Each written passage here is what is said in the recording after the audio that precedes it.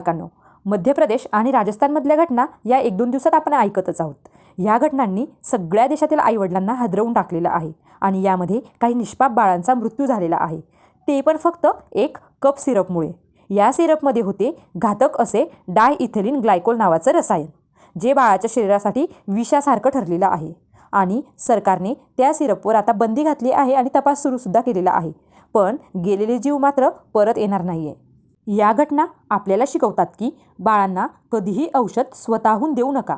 Cup syrup, सर्दीचे औषध किंवा कोणतेही औषध हे सगळे डॉक्टरांच्या सल्ल्याशिवाय अजिबात देऊ नका. आता केंद्र सरकारनेही सांगितलेले आहे की 2 वर्षाखालील मुलांना कप सिरप अजिबात देऊ नका. इतर सांगते 5 वर्षाखालील मुलांना कप सिरपचा वापर करू नका. औषधांपेक्षा घरातील साधे उपाय कधीकधी जास्त उपयोगी पडतात. जसे की मुलांना हळदीचं दूध प्यायला द्या किंवा तुळशी, आलं आणि मधाचा काढा द्या किंवा मुलांना वाफ घेऊ द्या. लहान मुलांसाठी थेट वाफ न देता फक्त खोलीत वाफ पसरवली तरी चालेल.